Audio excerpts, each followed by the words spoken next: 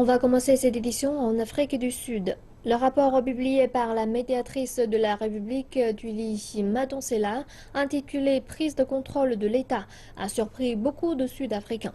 Le rapport donne les détails sur les supposées infractions du code exécutif des éthiques du président Jacob Zuma et pointe du doigt plusieurs ministres du gouvernement et un BTG d'une entreprise d'État.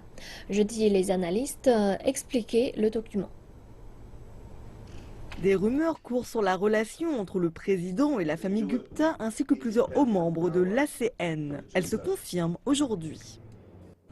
La réalité est que Madonsela a clarifié certaines rumeurs.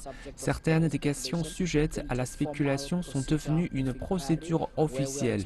On attend du président l'ouverture officielle d'une commission d'enquête.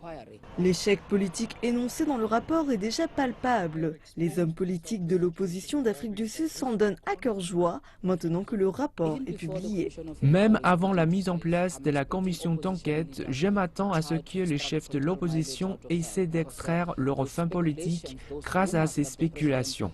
Les rumeurs comme quoi le président agit toujours dans les intérêts de la famille Gupta seront maintenant utilisées par les proches fonctionnaires comme base pour demander au président de quitter ses fonctions. Je vais mobiliser les membres de l'ACN et de d'autres personnes des partis d'opposition pour saisir cette opportunité pour agir concrètement. Nous avons déjà soumis une proposition de zéro confiance à Jacob Zuma et je suis très reconnaissant que cette proposition ait été reprogrammée à jeudi de la semaine prochaine. L'opposition officielle a franchi un nouveau pas. Alors, ce qu'on va faire, c'est porter des accusations criminelles à l'encontre de Jacob Zuma en termes de loi 2004 de prévention et de combat contre les activités de corruption. La CN a émis un communiqué officiel plus tard cet après-midi déclarant que ce rapport fournit une base concrète pour l'ACN et la société en général pour discuter des allégations contenues dans le rapport et gérer ses conséquences.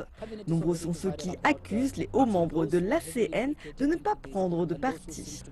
Le gouvernement est déjà divisé sur la question, entre ceux qui sont fortement impliqués dans cette affaire et ceux qui semblent être des figurants. Mais je pense qu'il n'y a pas de position de figurants. Ceux qui ne sont pas impliqués doivent demander à leurs collègues de répondre de leurs actes.